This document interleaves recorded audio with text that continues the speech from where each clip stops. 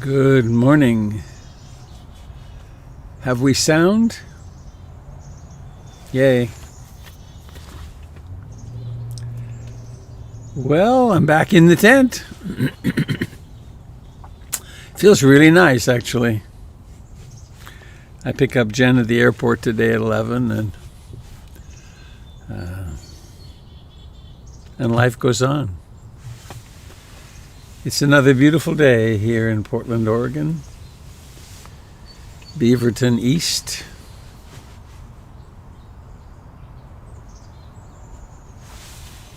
We woke up again today. Our legs worked.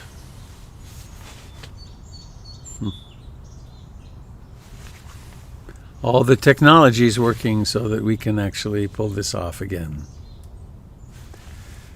So many conditions are required for us to live our lives.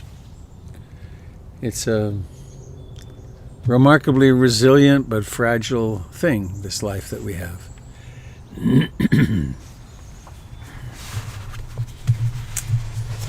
So, I'm Robert Beatty. This is a broadcast of the Portland Insight Meditation Community, Funny way of speaking we have now, isn't it? It sounds normal, www.portlandinsight.org. Lots of information there, very helpful. A poem from the First Free Women book. I know way back in prehistory when I started broadcasting from the tent, I was very focused on this book and returning to it this morning. Vada's mother, a mother's mother. My mother put on robes when I was just a child. Can you imagine? I was angry that she had shaved her head and made herself so ugly. Years later, she came back. She was still wearing robes, her head was still shaved, but somehow I no longer found her ugly. She called me to her and said, "Just remember, my daughter, there is only the path." Then she left again. From that day on, I could feel the path growing inside me, sometimes kicking and punching, sometimes quietly napping, sometimes gently humming to itself. When I felt I was going to explode, my mother was there.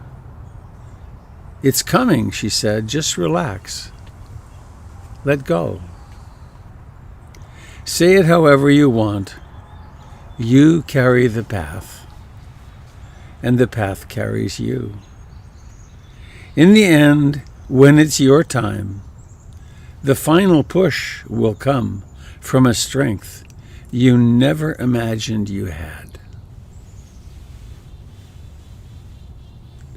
My mother put on robes when I was just a child. Can you imagine?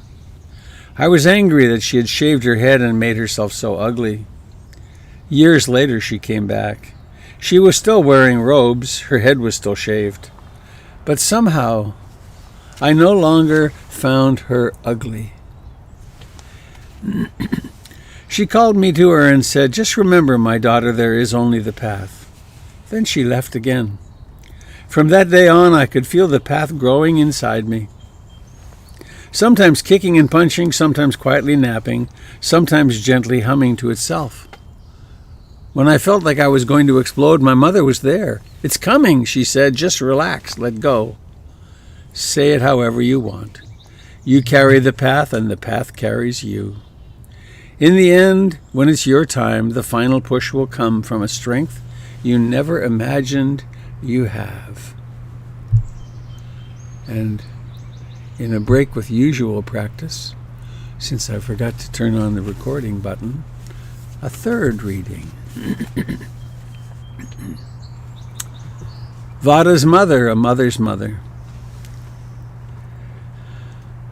My mother put on robes when I was only a child. Can you imagine? I was angry that she had shaved her head and made herself so ugly. Years later, she came back. She was still wearing robes. Her head was still shaved. But somehow I no longer found her ugly. She called me to her and said, "Just remember, my daughter, there is only the path." Then she left again.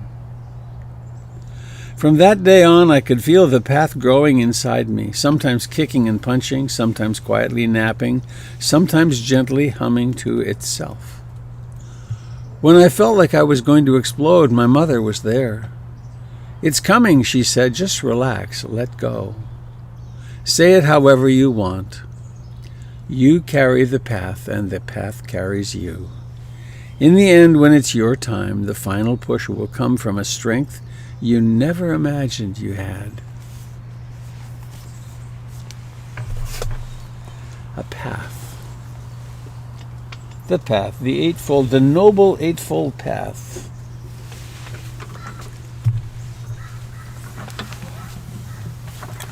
Rooted in refuge. Refuge in the Buddha, the Dharma, and the Sangha.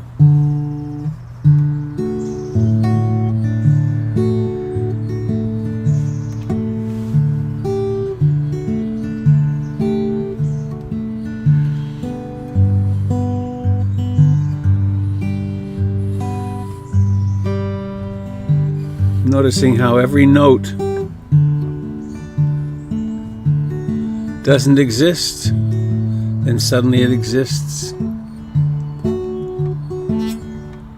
And then it fades away.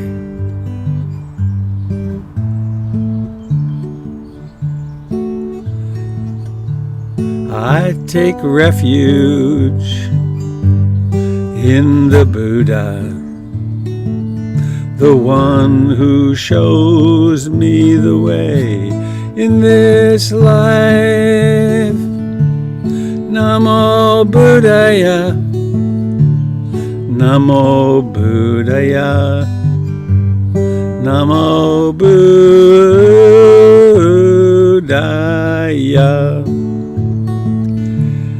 I take refuge in the Dharma, the way of understanding and love. Namo Dharmaya, Namo Dharmaya, Namo Dharmaya.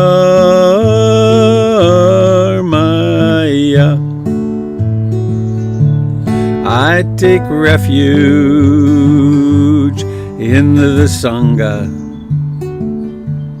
the community of mindful harmony.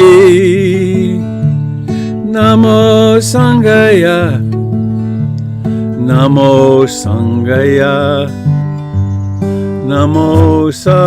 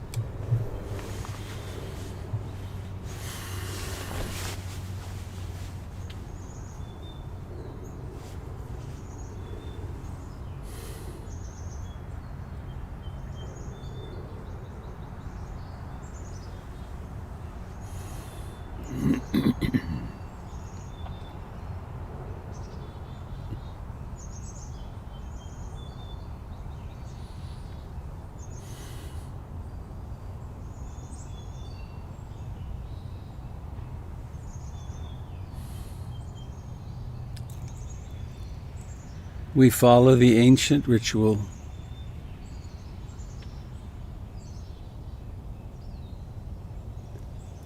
Refuge in the Buddha, Dharma, Sangha. And then sitting down comfortably upright.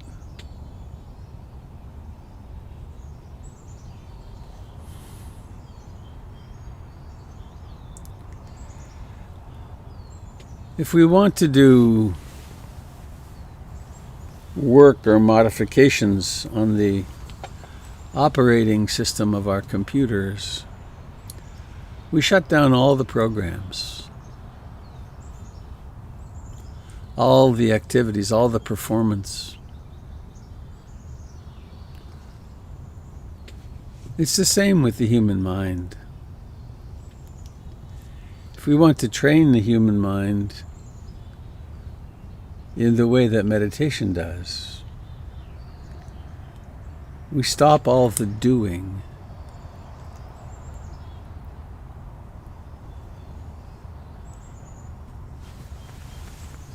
And we undertake being.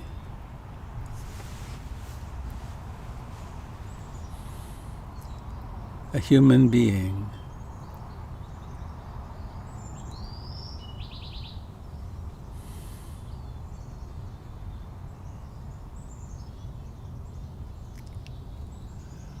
Noticing the aliveness in feet and legs, the temperatures. One part of the body might be cooler, another warmer.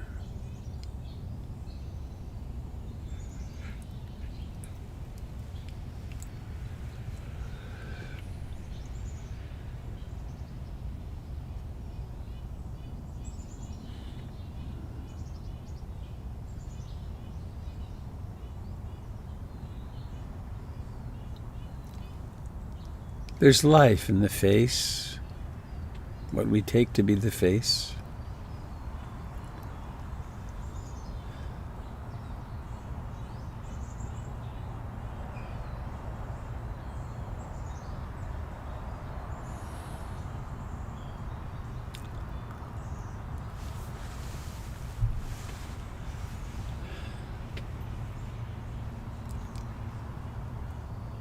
There's breathing in and breathing out.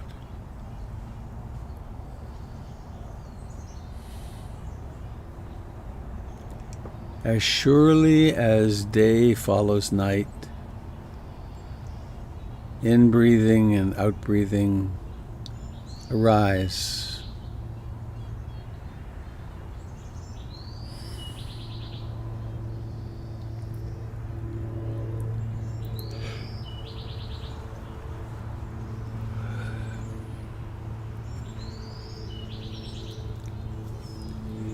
Acknowledging the tendency of the mind to wander, to create fantasies and memories and plans, to judge and evaluate, to worry, to obsess, to desire and dislike.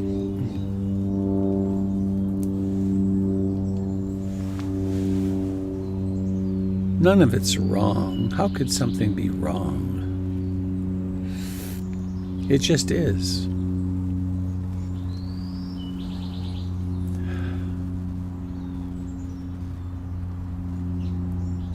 And so let us sit together and breathe consciously with an intention of loving, of allowing things to be as they are.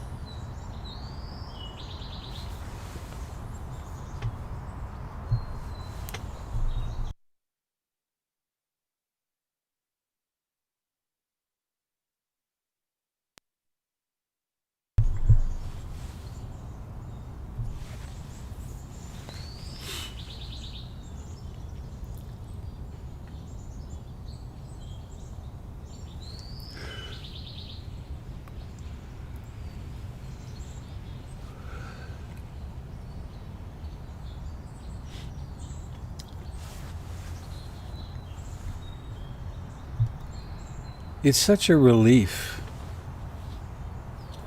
to realize there's nothing to figure out.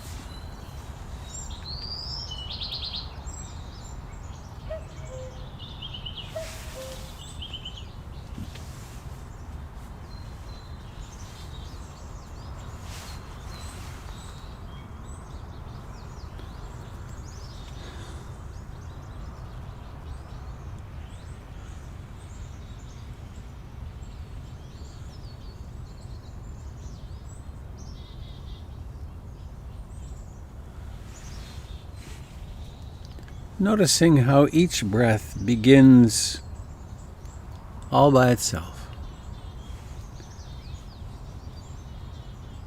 There's no need to do something to breathe, it just breathes itself.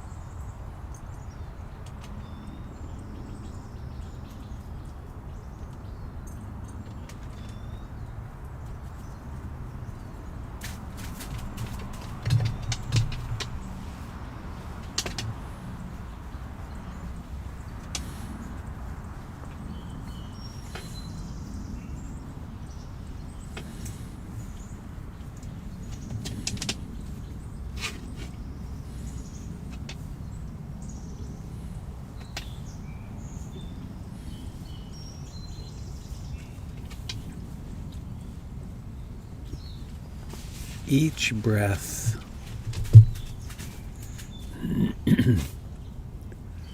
appears out of nowhere.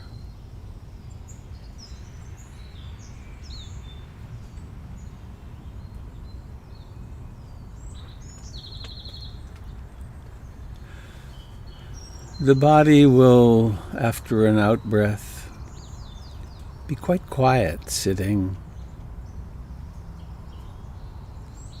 Still, perhaps, anywhere you place awareness, hands, face, feet, there's life. It's not that nothing's happening. And then there comes this impulse, this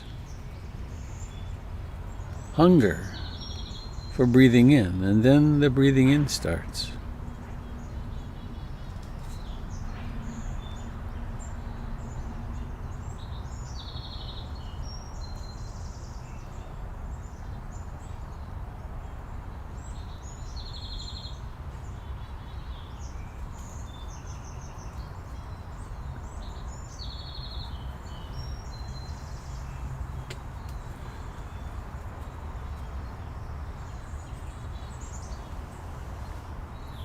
And the same is really true for the wandering mind.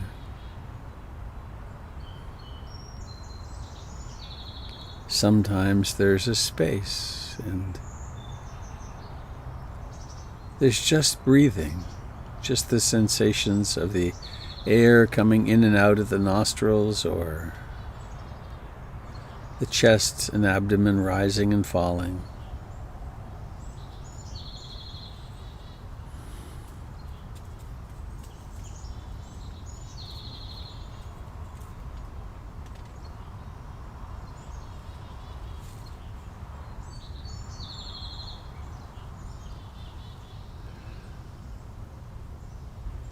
You'll notice that thoughts are profoundly discontinuous, utterly. There's no predicting what thought might arise.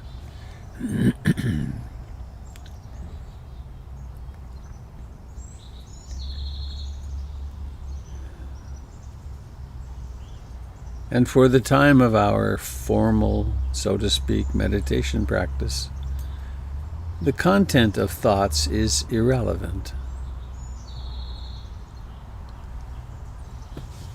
It's the process of living, breathing, thinking that we're interested in observing with bare attention.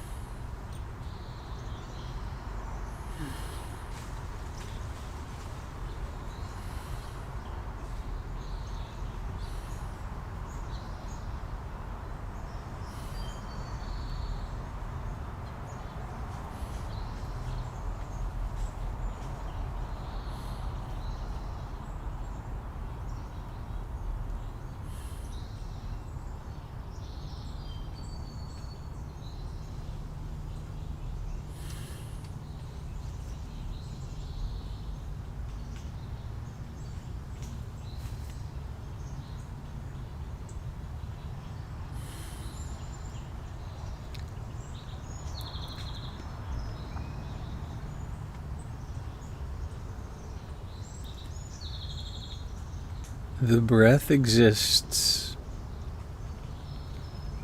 within the context of a body. Of course, the body exists within the context of its environment. They are inseparable.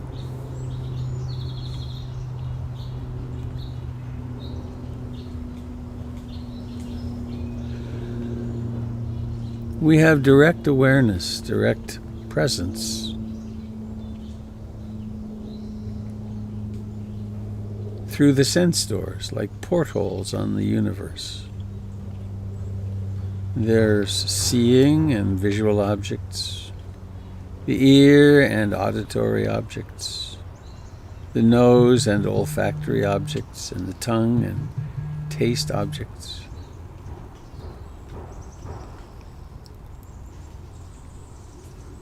There's the feeling body and tactile objects, proprioception as well. And there's the mind and mind objects, thoughts, memories, plans.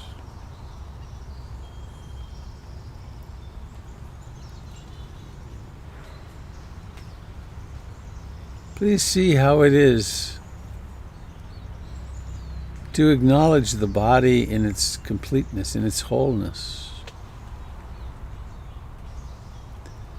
All the way from the feet and legs and pelvis to the back and the abdomen and chest, the fingers and thumbs and hands, forearms and upper arms and shoulders and armpits, and the neck and the jaw, the cheeks, the ears, the nose, the forehead and scalp.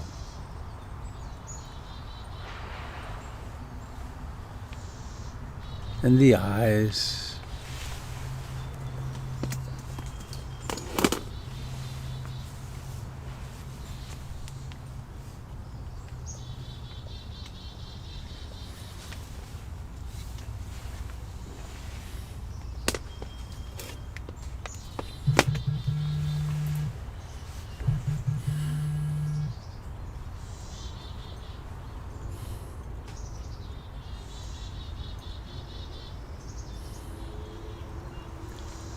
the whole body is alive. It is life itself.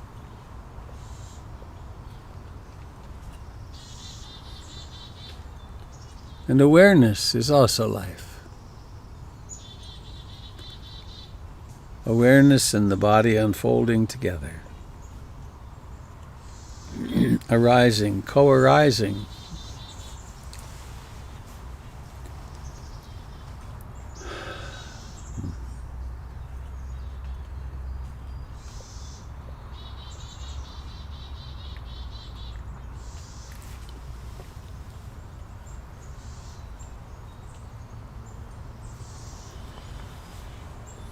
And so in the insight meditation, the Satipatthana Vipassana,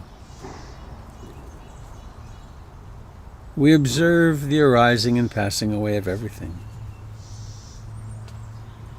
We observe the fact that there's no self to be found. There's nothing that endures.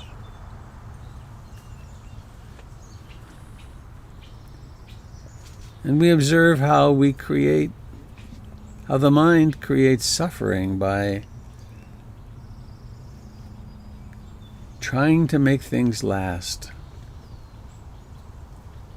demanding that reality be different than it is.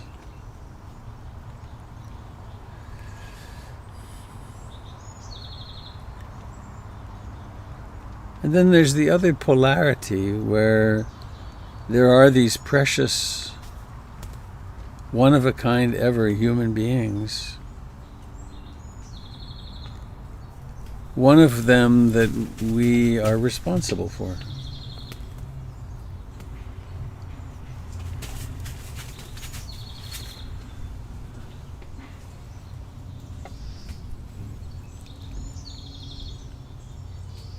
It behooves us to practice love and compassion toward this being that is our own vehicle, our own way of being in the world. And we could visit for a moment the great love mantra, I love you, with your own name at the end. I love you. Maybe let a little smile come at the corner of your mouth.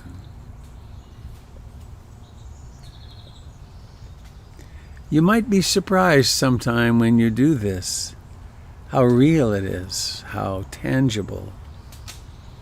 I love you with your own name.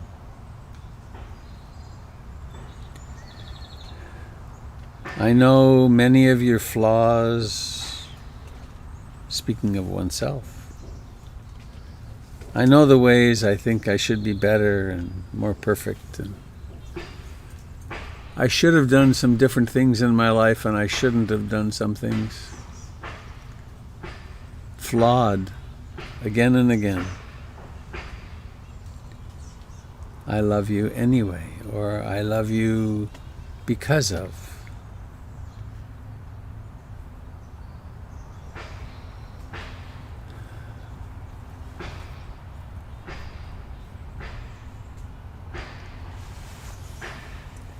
And think of another person whom it's easy to love, or maybe a pet.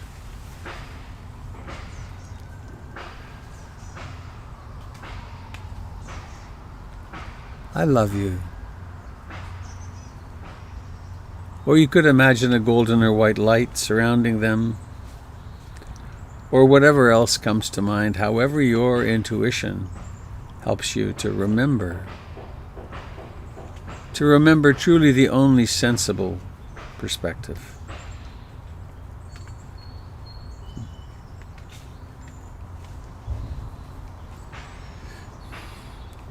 Many years ago, there was a teacher, a Bengali teacher whose family lived in Burma.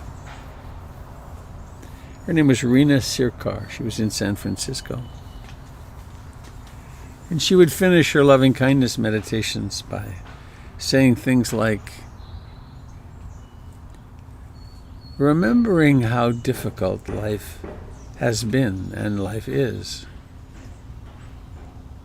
for you and for everyone in this room and elsewhere. How can we be anything but loving? The only sensible position is loving.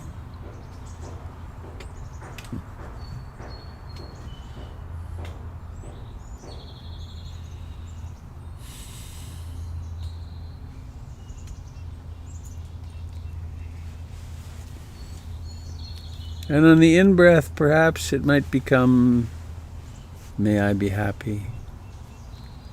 And on the out-breath, may all beings be happy.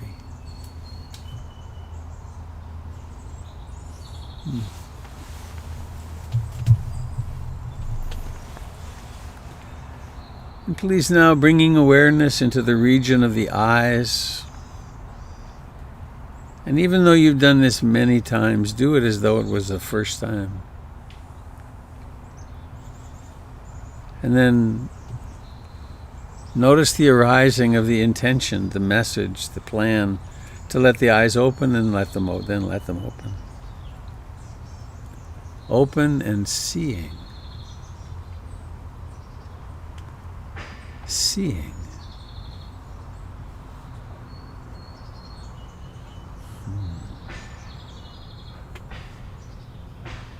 Seeing.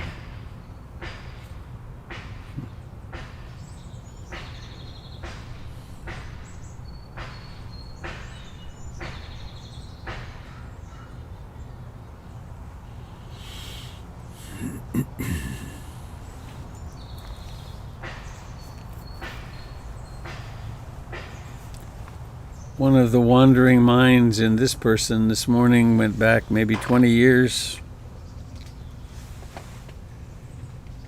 I was invited to be the container, to provide the meditative container for a conference for physicians at Menninger Foundation in Kansas, a very prestigious psychiatric training place. One of my friends was going to school there. 300 doctors, a few other people, but it was mostly physicians. And this fellow came. He came in cowboy boots and jeans, and he was the keynote speaker.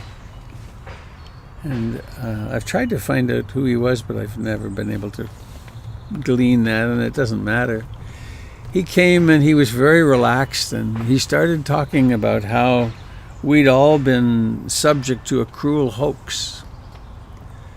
And he talked about the story that was going around that Americans had walked on the moon, that there was this fake news, we would call it now.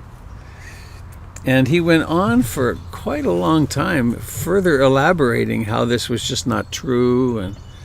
And I could feel the tension in the room growing. It's like, this is a room full of scientists, and here's this crazy guy in cowboy boots, obviously out of his mind.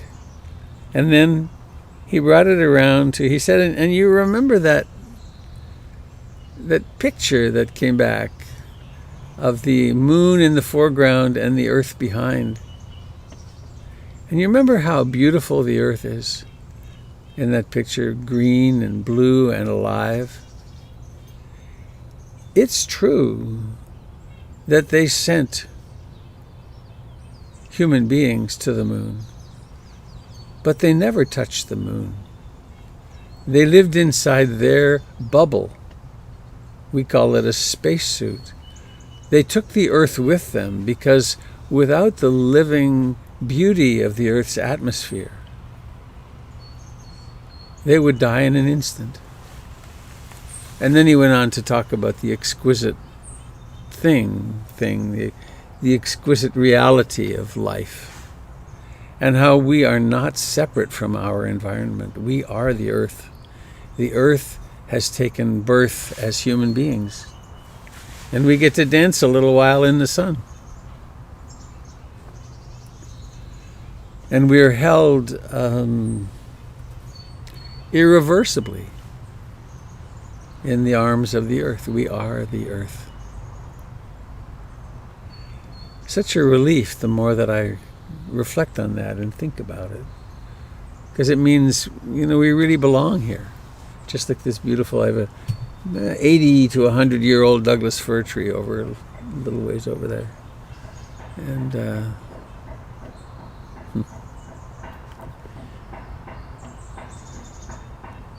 so our practice is one of recognizing that which we are.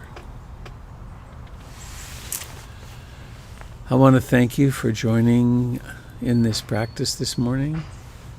It's very comforting, isn't it, to have a community of practice.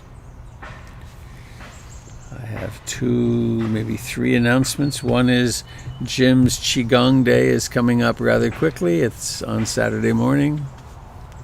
You can find the info for that and register on the website, portlandinsight.org. And I think, Jim, have you posted it already? You might post it if you haven't on the... I will right now. Great. And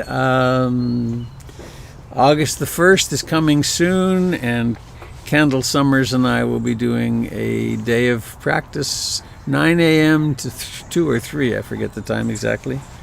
It's an introduction of Kendall to the PIMC community.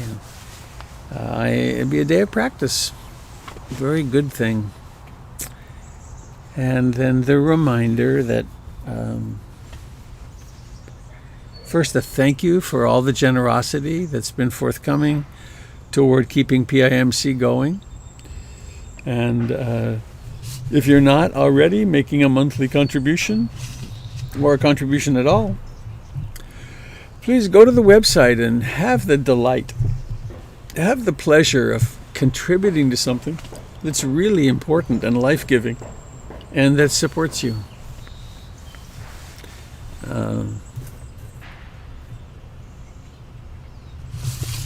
I can pull this up pretty quickly, I think. Many years ago, when Marshall Rosenberg was still alive, I attended several weekends with him. He's the founder, the creator of nonviolent communication. Can I find it? I think I can.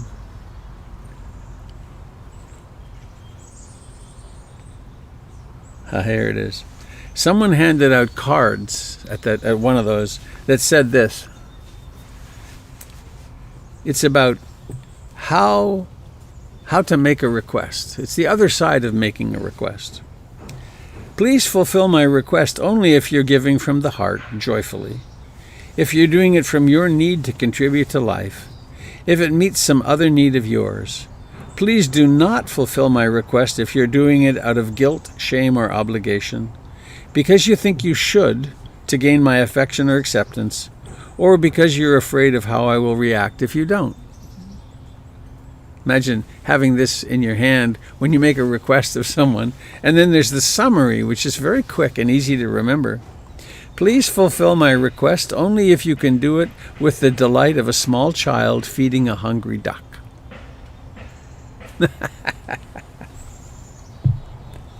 So, enough of me. What's happening in your world? Do you have questions, comments, things to share?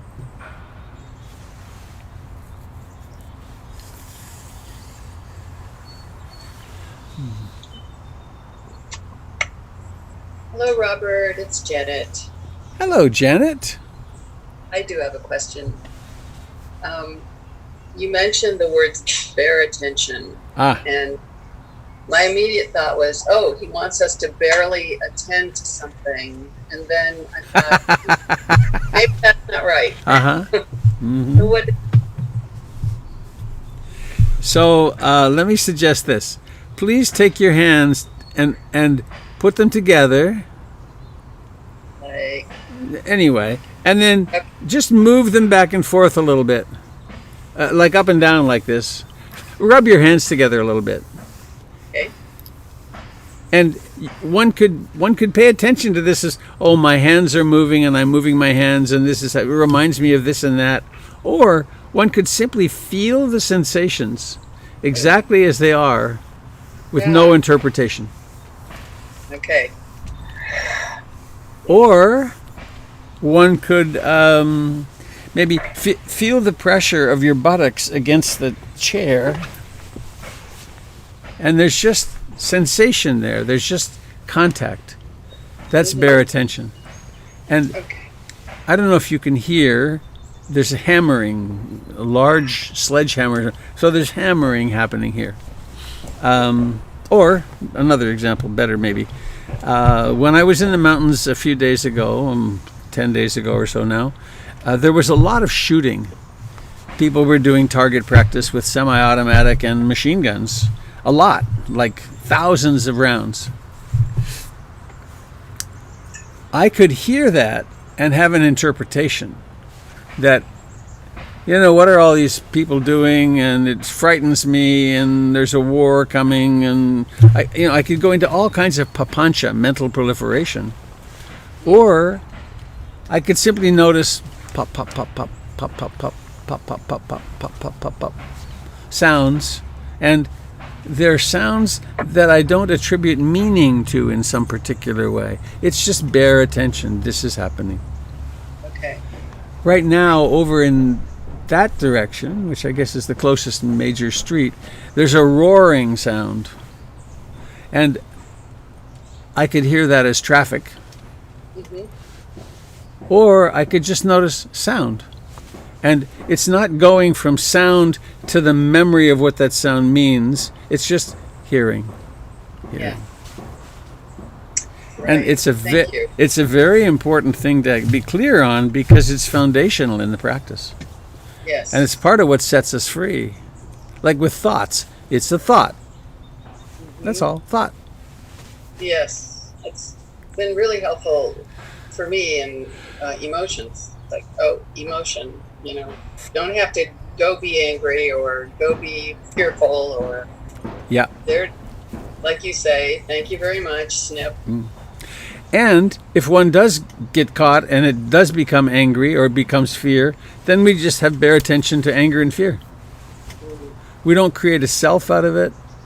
Yeah. We don't create a self that's trying to get rid of it or amplify it. It's just, there's what's here. There's what's here. Which a summary for that is common in this practice, which is this moment is like this. Mm-hmm. It's like this. Yeah. Right. Thank you. A delight.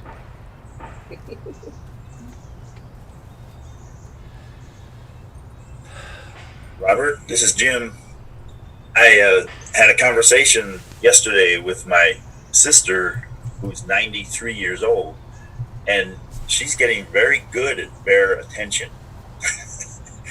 She's losing her mind, and it's a real curious process for her. She said, I sit here and that man, and I said, your son, Michael? Yes, that man talks to that woman. And I said, your niece. Because I knew from before that my niece had dropped by and wished her a happy birthday. She said that they were talking back and forth, and she described the conversation like it was some sort of dance. He said something and she said something, and they knew exactly how to respond to each other, and then suddenly I thought, I don't know anything about what they're talking about. Where have I been?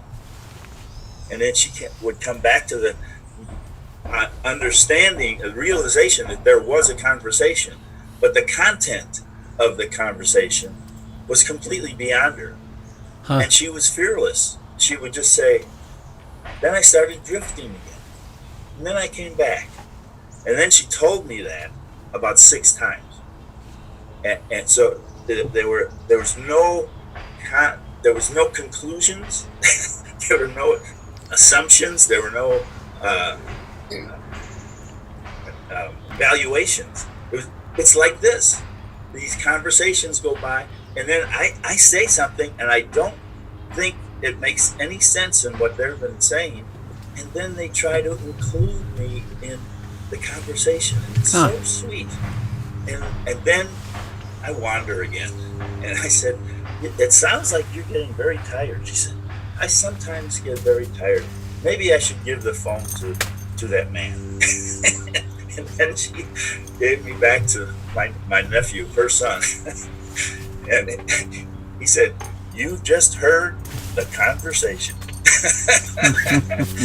there's one conversation left. Mm-hmm. And somehow he miraculously lives with them and gets her fed, gets her in bed, and answers the phone for her and says, this is your brother. Oh, wonderful. It's just bare attention. It's all left. She's totally accepting.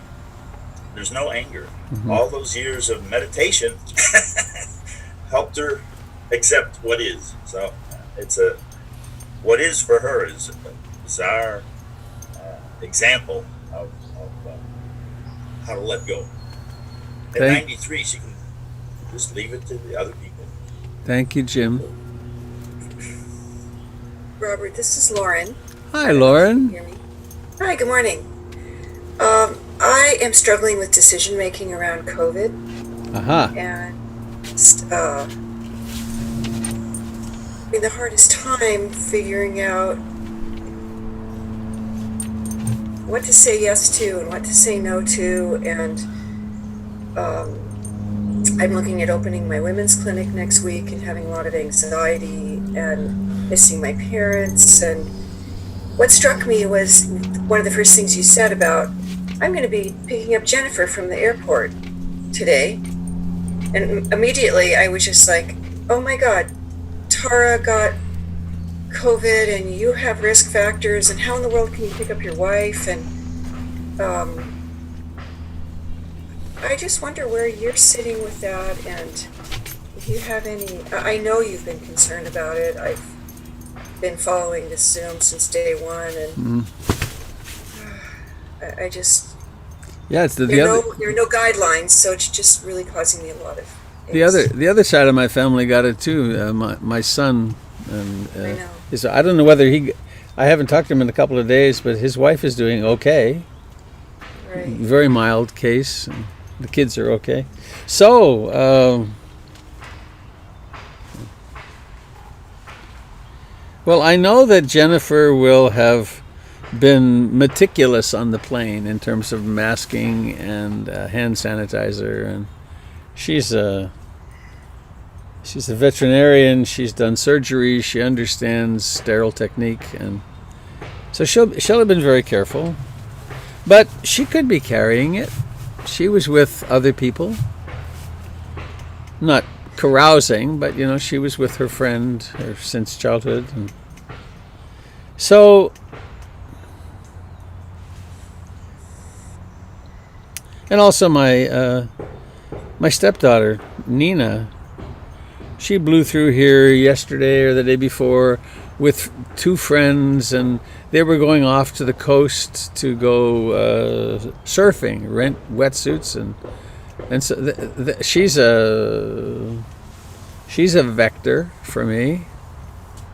Though it's quite possible she had it already, for whatever that's worth. So anyway. I'm just careful when I go out. I have hand sanitizer and my mask, and I try to not touch things much in the stores. And I remember way back at the beginning, just when it was really starting with Tara before she left for New York. Today's her last day working there, and we played a game. We were going into a store to get some food for a little trip we were taking, and we watched each other, and and it was that the slightest mistake would be fatal. So to be very careful, and we did really well, and then I was really hungry, and between the store and the car, I opened the potato chips and started eating them. It's like, bam. So, but there is another point, I think, which is,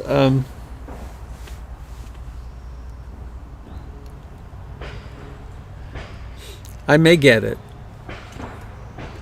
and I may get a really bad case, and I may die. And in some moments, that'd be all right. It's going to happen anyway. And so all I can do is be careful, but I'm not experiencing much tension around it at all. I'm also not going around meeting lots of people. Or when I went for a walk with a friend yesterday, and we wore masks, and we were 4 or 5 feet apart outdoors. So I don't know if that's any help, but the part about acknowledging that I could die and that it would be okay is very helpful.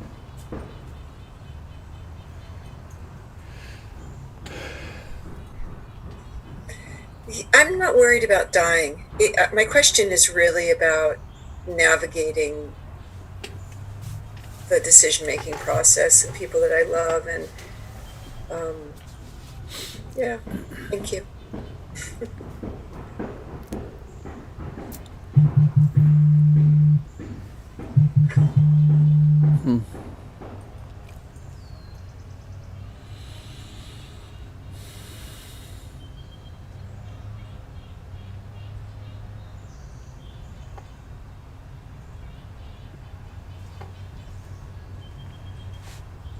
Robert. Hey, Robert, B. This is B. I know. Hi. Hi. I wanted to build a little on something that Lauren was talking about there. The question for me is not a lot of fear for myself, but I have people in my life who I love dearly who are almost paralyzed with the idea of being a vector of harm to other people. Oh. Mm. And it causes them so much pain and suffering to be worried about that, and it so becomes an obsessive consideration as they try to make decisions. And since we are trying so hard in our practices not to be vectors of harm in any way, could you speak to how to negotiate that issue in this situation? Did that question make sense? Yeah. I don't we just do the best we can? And it could be that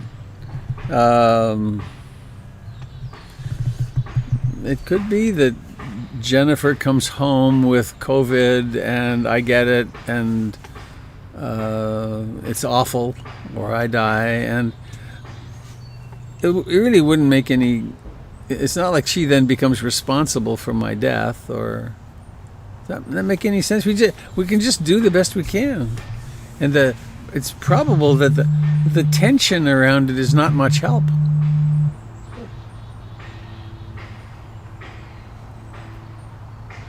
There's something I'm not getting at something here. We're just so not in charge.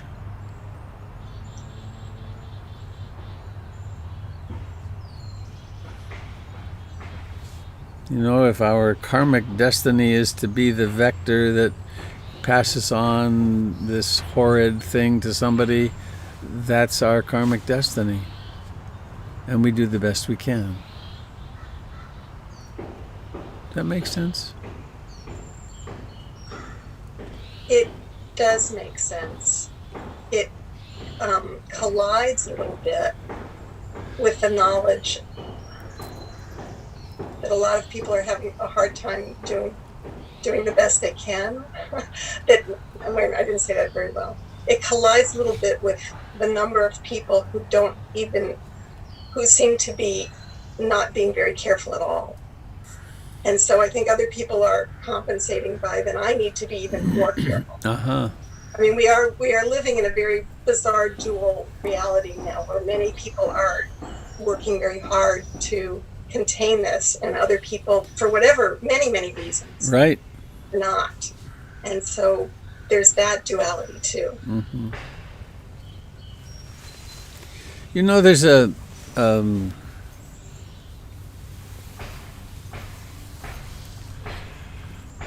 the Brahma Viharas, in the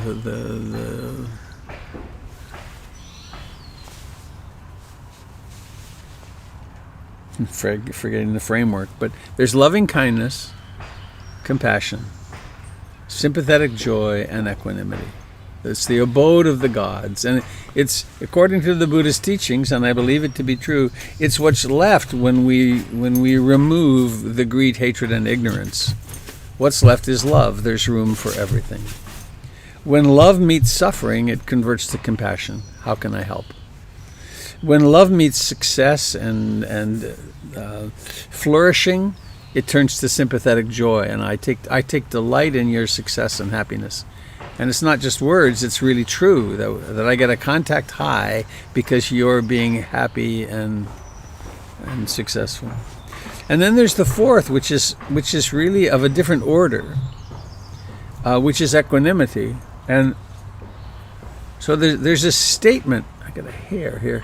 There's a statement for each of these. Love, there's room for everything. Compassion, I'm moved and how can I help? Sympathetic joy, I take delight in your happiness and success.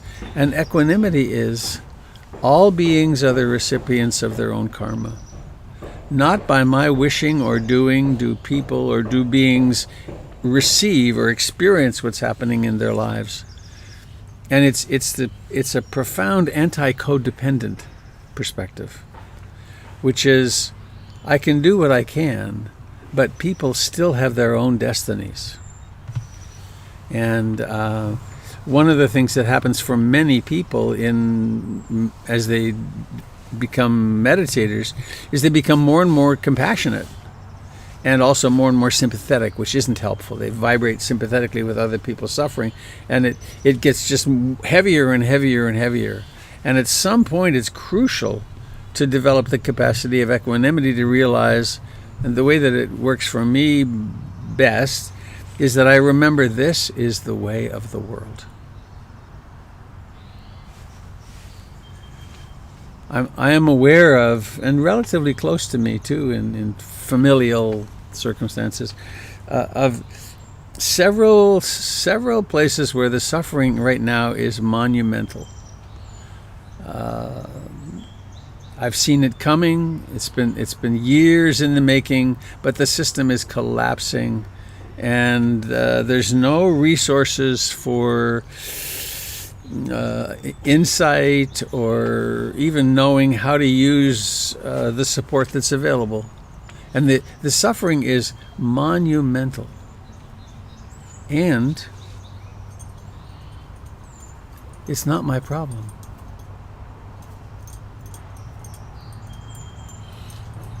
So I don't dwell in it a lot. I don't suffer a lot. And I guess also being in the business that I've been in, the counseling and meditation, years ago, I used to suffer so much with what people came in and they were going through these things. And I was like, what can I do? I've got to, and I made myself sick a few times, just desperately trying. And then the realization gradually dawns. It's like, all I can do is bump the system a little bit. I can offer a little bit of something. I can buy somebody dinner on the street or something like that. But then beyond that, it's not mine. It truly is theirs. And it's not hard-hearted. It's not callous. But it's just not engaging my suffering, creating suffering for myself over something that I have no influence over at all. That makes sense? Yes, that was very helpful. Thank you. Equanimity is really helpful. I had an aha. There was a breakthrough moment with equanimity for me. Gulf War, one or the other. They were hunting Saddam Hussein with bunker busters, and they knew where his bunkers were, and they were dropping these monster bombs, and one of them went through the roof of a bunker, and in it were, I forget how many women and children, but it was a lot of human beings and women and children. And I had a reaction that at that time in my life was very common, which was I was overwhelmed by it. I found myself crying and angry about my tax dollars being put to this. And this can sound really bad, but then something shifted, and I realized the words don't carry it, but it was something like, well, those women and children were all going to die anyway. They went fast, and whatever the case, I had no control over it. And it was on the other side of the planet. And so why am I creating anguish for myself here? And also the realization, there's catastrophes happening all the time, right now. Right now there's a car crash happening and somebody's dying.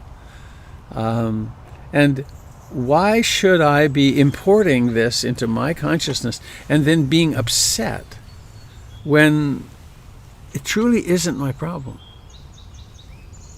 And if I stay upset about that, I can't really be present for my loved ones that are here because I'm preoccupied with something that's happening as an imagination, in a way, only for me.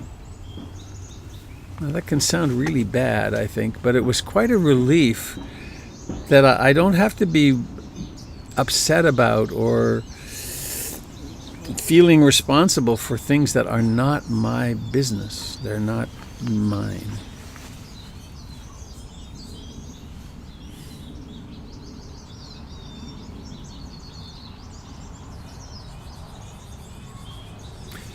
And one last thing, and the more moments that one has of realizing that this self is inseparable from everything, then that's a relief too. It's like, oh, okay, there isn't a problem.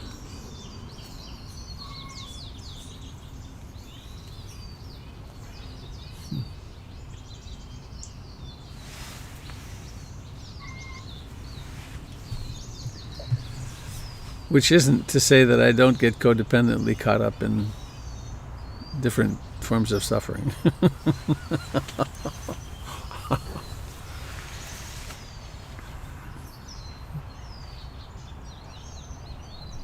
Robert, this is Hadley. Thank you for this profound coaching in being. I loved how you started the sit today, having us shut down our other conceptual programs. I forget how you did it. And so do I. So do I. To inform anyone that doesn't know, all this is on YouTube and people can see it again. I don't know if everybody knows that, but thank you for doing the YouTube recording. I hope it's working. So Thanks, you for Ed. coaching in being, because being is not the normal conversation on the street. Mm-mm. Thanks. My goodness, it's already 10 after 8. How did that happen?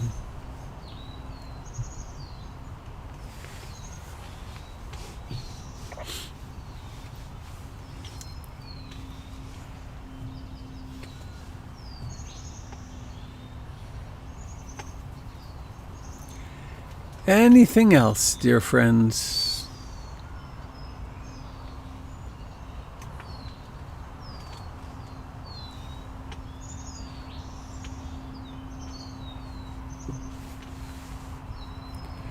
Well, that being the case, let's sing ourselves into the day.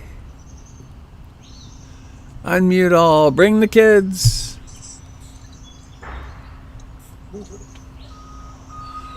May all beings be happy. May all beings be happy. May all beings be happy. Sadhu, sadhu, sadhu.